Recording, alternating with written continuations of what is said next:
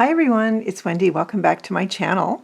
So I started to make some vellum pockets, and I was thinking, well, gee whiz, I had such a good response to my video about using up your scrapbook stash and adding vellum to busy or loud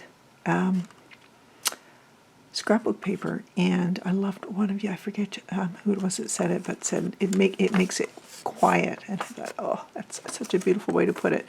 So I started to make some pockets, and I thought, well, you know what, I might as well come on and show you because you might be interested in playing along. So I've got my vellum, I've got some paper, got a little bit of fabric, I've got some cut out fussy cuts, and I have to say that I love these.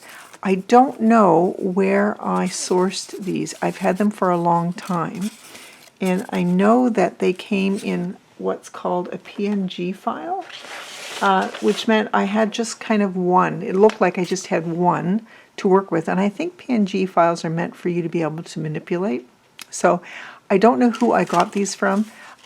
If you know, if it looks familiar to you, please let me know so that I can credit them in the description below the video. So what I did is, so each page was just like one image, the PNG image, and I printed 6 to a page, and I actually then made it a little bit larger, just so that I had lots to play with. So I just wanted to show you that. I also was asked, what was the weight, what type of vellum do I use? I loved this 29-pound by Strathmore. It's laser translucent vellum. It's got a lovely weight. There's 50 in the package. I've probably used half so far, and it is quite pricey. I think I paid about 22 Canadian, something like that for them. So with all that information, then let's just get started making these.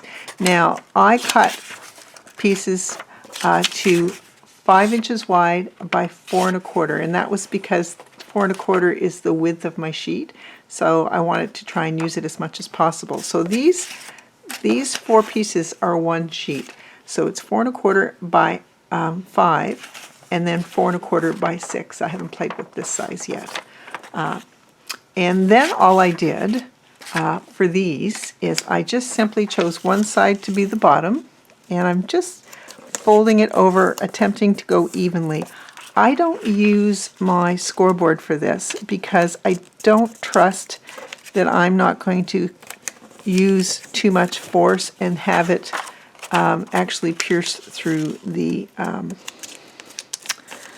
vellum. So I don't do that for that reason.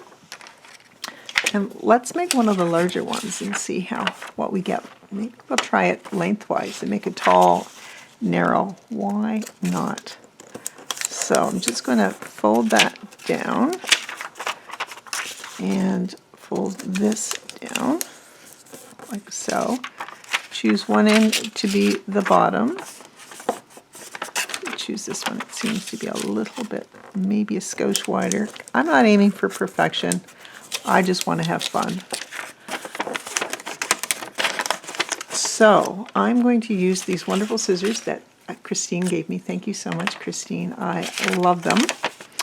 And I'm just going to cut on an angle, like so, down here, like so, and just discard that, and here as well.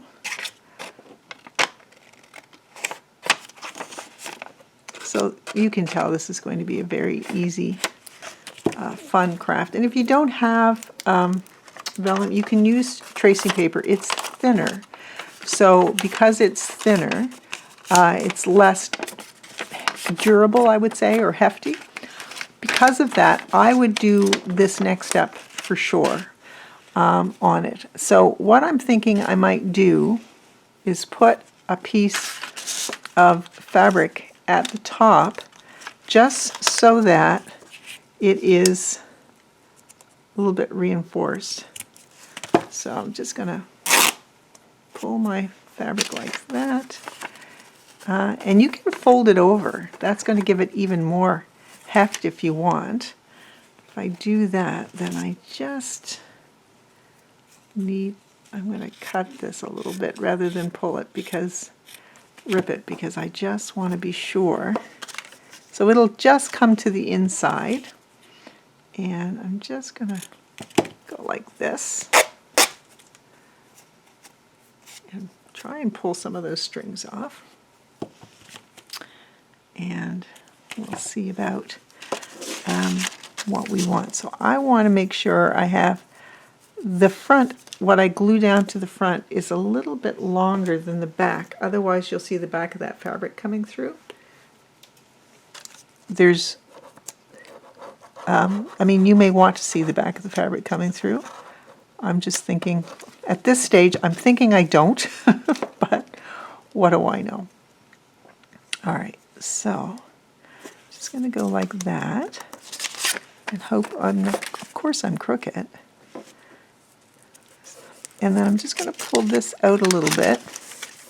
So this is all good to do before you, you don't want to decorate this one when it's attached to a page. And then I'm just going to fold that over like so. Art glitter glue will stick fabric, and it does a good job, I think. So there we go. So that's now the front of one of these. So that's great. I'm also going to try using paper. So I'm just going to grab my tear ruler and see if I can just kind of grab a piece here and see where we might want that on one of these. Oh, this is great. Great, great. I don't mind if it's upside down, I'll be honest with you. That's not going to bother me at all. It might bother some of you who are music folks. So if it does bother you, I apologize, but just trying to see if I do have it upside down. If I can see a treble clef. Oh, okay, I'm good. I'm not upside down. Terrific. So at this time, I'm going to put a little bit of paper on this one. Just trying to make sure I don't have, that I have more on the front side than I do on the back. And I'm not worried about it coming right to the edge. And I'm just going to fold that a little bit so that I can kind of prepare it for adding to the pocket. So we go like that. Excellent. Maybe we'll put, let's put some of this music paper up here on this one.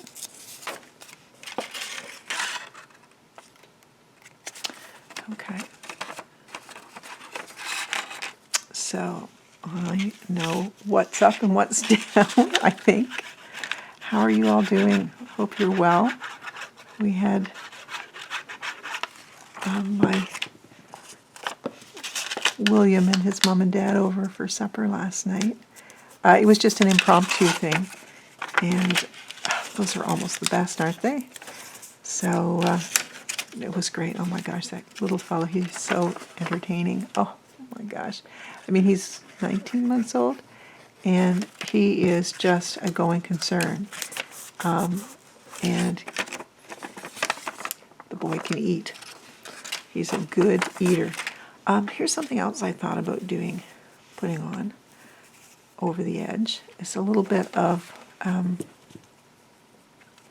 sari silk. If you have a piece just kind of laying around, let's see if, so then we'll decorate these four together. And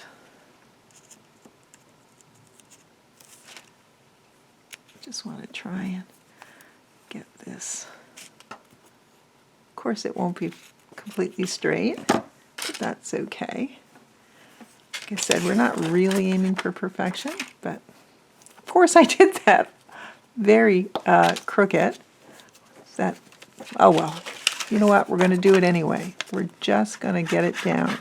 So I'm going to use my glue here, and let's hope it has some semblance of cuteness. Okay, that's going to stick down, and then I need to open this up a little bit and just see, is it going to come over? So I notice this edge is really taller or longer than it needs to be. So I'm going to go put a little bit of glue in here and fold it over. Now it might be a little bit longer, but because it's sorry, that actually might add a fun dimension. So you know what? We're just going to live and learn as we go. You can see the glue a little bit through the sari, so but it dries down a fair amount. It may not dry down entirely, but it does dry down a fair amount. Just grabbing my Tracy labels. Yeah, this is a beautiful tin that Tracy made for me a while ago. Tracy, I think that was a few years ago. Okay. Ooh, there's that too. We could add that there if we want it. If the glue was bothering us, we could definitely add that, or we could add a little piece of paper. I'm going to grab a piece of paper, and we'll decide. We'll decide once we look at what we want to put where. How's that sound? Okay. So, oh, I love that. I love this guy. He's so pretty. So putting like on here, and let's see. These are really, really beautiful images. We've got that with the pansies might look good there. Actually, I'm just thinking one of these is kind of like a corner, and I could put it like here and then just kind of trim it. I think we'll set that one there. And what else do we want to use? I love the roses too. And maybe the roses here with the music paper. Okay, great. We have a plan. We have a plan. So now it's a matter for me. I'd like to have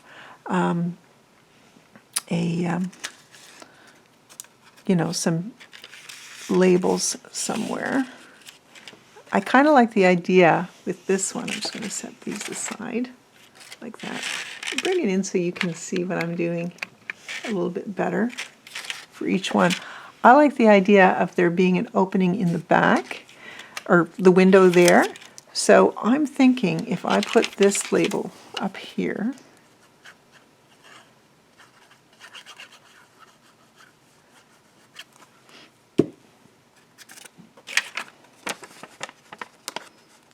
and just set it towards the top, and then have this pretty pansy. I think that would be great.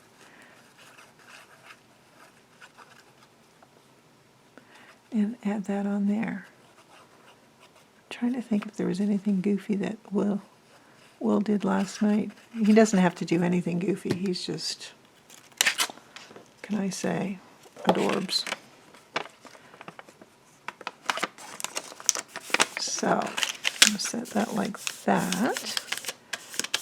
And like, I think that looks really, really pretty. You could put some washi or something on if you want. I'm just going to look at, I have a few tags just as an example of what the sort of thing I might put in it. I've got a piece of sari that's sticking to my hands. So this would go, for example, and you would see whatever was on the tag in behind. So I would attach this, let's say this is our journal page. So it would attach like that. And what's fun is if there's nothing in it, you can see the writing behind it as well. So I'd say that one is finished. And these are from Tracy's wallpaper kit. She has the most beautiful, beautiful kit. I love it. So, okay, that one I'd say is done. Let's play with this one that we wanted to just kind of cover up a bit of that glue that I have at the top. So, with that in mind, I'm thinking, just going to pull some of these out. I'm thinking a long, narrow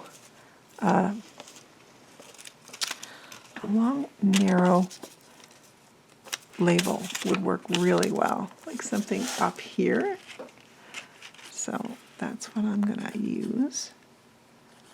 We'll start with that anyway. You could, of course, put some beautiful book pages or something behind here too, what you're doing. But I don't want to cover the pocket, the translucent effect of using a vellum pocket. I think we would lose that if we cover it too much. So that's my thought anyway. So I can set this so that I can come off the edge a little, because we can trim that. And we've lost part of the words, but I don't mind that.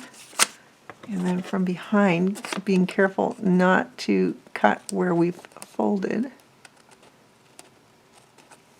Just like that. And I'd say that one is done too. And depending on what kind of journal you're putting it in, of course mine are mostly botanical or nature related, you can of course add something else. But I think that's going to look terrific as is. And so this is the one with the fabric. And I think it might be fun to have something green with this one. So something over here, or do I want something down here? I think I want something down there. Just kind of grounds it a little bit, and it doesn't take up too much of that translucent vellum effect that we're going for. So I'm just going to set that there at the bottom. And then I'm going to, these wispy ones are so beautiful because you get to see so much of what's behind it. The challenge is, of course, that they're spindly. They have a mind of their own when you're trying to apply glue to them. So, yeah. So have very many of you tried the making your journal paper quieter by adding the vellum with a window for focal point? I'm loving doing that. Since I did the video, I've been making a few of those. I'm loving it. Okay, that is just lovely. They just go so beautifully together. So I'll show you how they all look with the tag when we're finished the last one. So here's our last one. Super cute. Do I want? I could put just here, just to, yeah, I think I want to do that because that's a fairly wide flower. Rose. So I'm just going to set that here, trying to make sure it's somewhat level with the top. Not that it has to be. But what's nice about putting the paper over the top, or fabric, or sari, or whatever you have, a piece of ribbon, by putting it over the top, what you've done is you've strengthened that part of the pocket that's going to have the most use. So it protects it from overzealous, pulling in, pulling out things in that particular pocket. So it's kind of more of a likely stress point for your journal.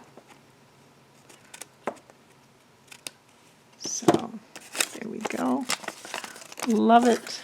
So let's again assume this is our journal page. Isn't that beautiful? Like, I just think that looks so pretty. And then we would take, let's grab, here's a tag, one of Tracy's wallpaper tags, and it would just set inside. You can see the wallpaper there, but you can, of course, decorate it as well. So all I would do is, of course, put glue on these 3 sides, and you're set. So that's the beautiful rose. This gorgeous, I wish I knew. They almost look like Gerber daisies, but they're like triple daisies. And that's how that would look. Isn't that pretty? Just love that. And then this is our one. This actual image had a couple more flowers on this end, and I pruned. No one says you can't prune a digital. So it would go in like that. Really love that. And then, of course, you know, this is just about doing the pockets. I'm not going to decorate the tags today, but maybe we'll do a video of decorating tags for these pockets. Love it. Okay, guys, thank you so much for joining me. Give it a whirl. Super easy. I'm sure I'm not the first one to do this. And quite frankly, I may have done it before myself. I can't remember. So thank you so much for watching, and I will see you all next time. Take care, everyone. Bye.